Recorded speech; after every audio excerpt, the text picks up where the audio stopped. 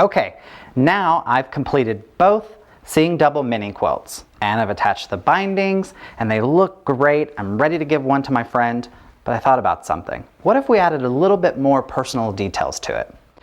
What I've done is I've used some embroidery thread to add some little cross stitch stitches in certain places of the mini quilt. And you can put them wherever you want. I just kind of liked how the white on white looked and how much texture it added.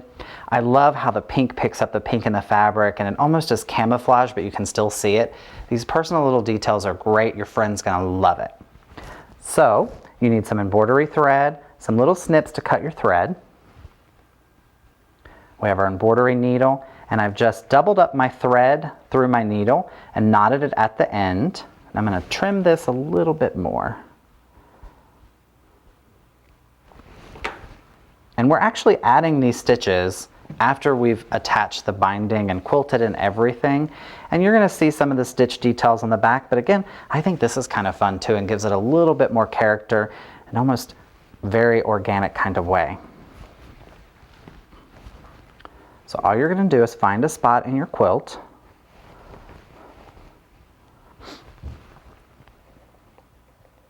You're gonna take your needle and come up through all of the layers of your quilt, pull your thread up, and you can see the knots right there. And then just find a place to start. Go back down, pull all of your thread through, and then to come back up, we're going to try to line up this and this here, so we create that X.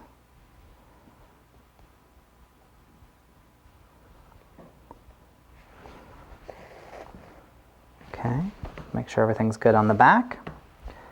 And then same thing here, we want to line up our corners. Go back down. And there's your first cross stitch. Looks great. And typically what I like to do is wherever I pulled this one through, I'm going to come back up in another area next to it to start the next one. And that will, you know, eliminate a lot of like crazy stitches and extra length of thread on the back.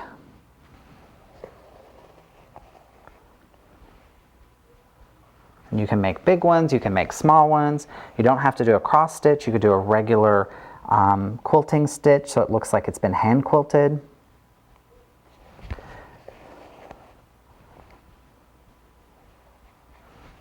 I just like the cross stitch.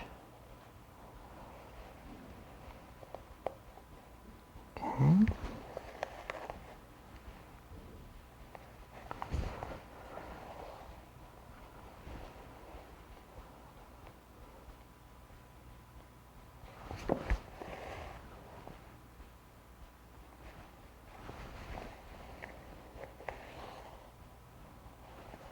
It's looking really good.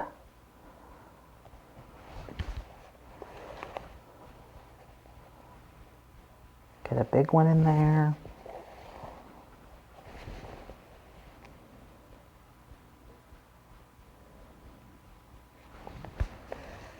I find that any sort of handwork is therapeutic, especially after a long day.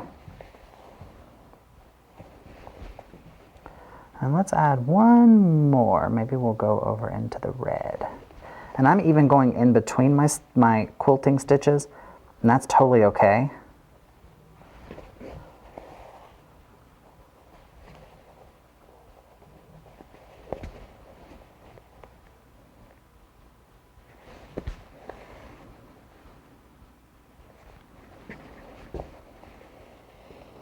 All right, so now that I'm done with the pink, I'm going to flip it over and I'm going to knot this off.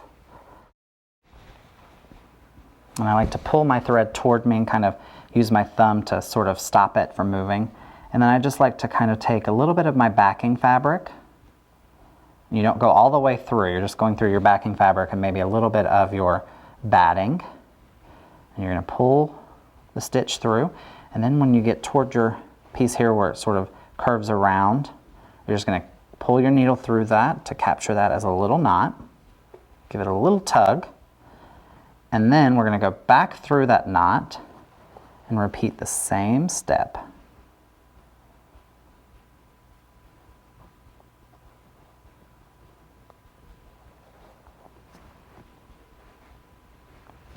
Give everything a little tug, and then just take your scissors, trim that off.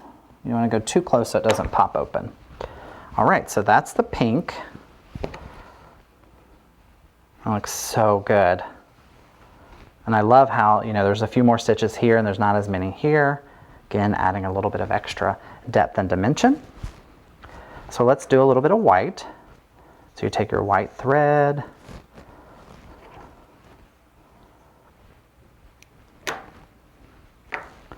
thread it through your needle.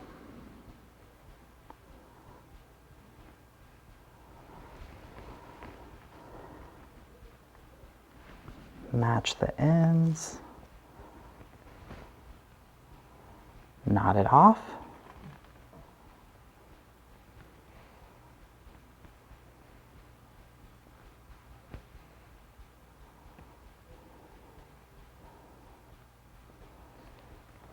Okay, trim that really close.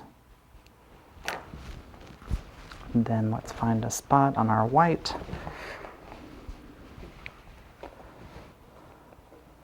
Same process with the pink. You're just going to pull it through, make sure your knot's good on the back, and then start your cross stitches.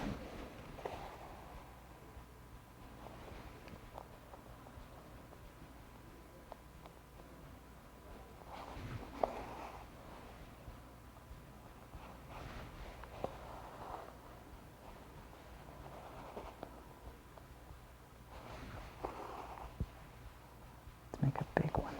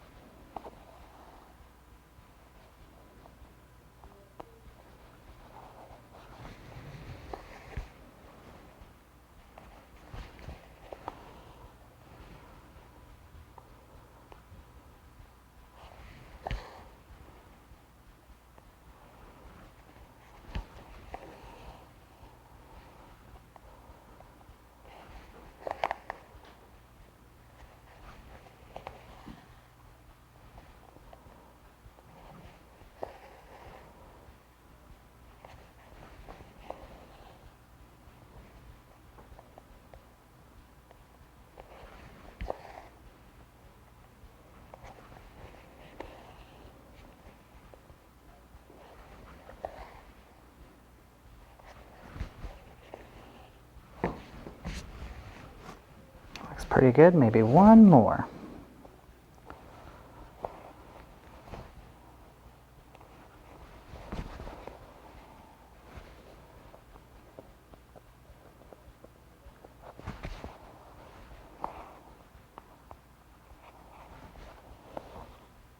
All right, same thing as we did with the pink. We're going to flip this over, pull our thread and needle toward us. Going to use our thumb to hold it off, grab a little bit of our backing and our batting, come through, use this loop to create our first knot, give it a little tug, then go back through our knot.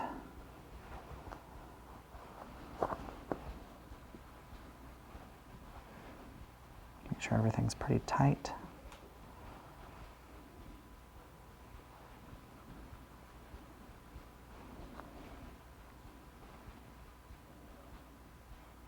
Then go back through.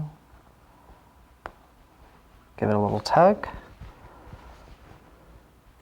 Trim that off. And there we go. So we have embroidery stitches, some little cross stitches on both of our Seeing Double mini quilts. All that extra texture is so much fun, especially with the matchstick quilting. And you could keep going. You could do some in the navy. If you really were ambitious, you could do some French knots in the little dots of the flowers. I think that would be really stellar. And there's one last thing that I like to do before I give my quilts away or hang them on my wall, and that's add my patch. So I had these patches made with my logo, and I got the iron-on version. I like that because I don't have to see the hand stitching. So I'll just flip over one of my quilts and I'll find a good corner to put it in. I like to leave a little bit of room between my batting and my backing before I put my logo on there. And then I just take it to my iron. And I just let the iron do the trick.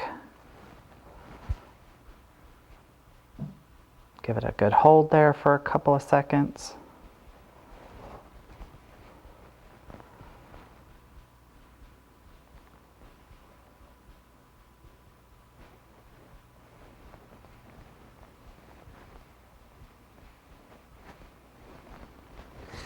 There we go. I'm just going to let that cool off and it'll be ready to give this away. And I would put one on my version if I was going to keep it for myself as well, because you never know who might find your mini quilts or your quilts later in life and they'll want to know who made it.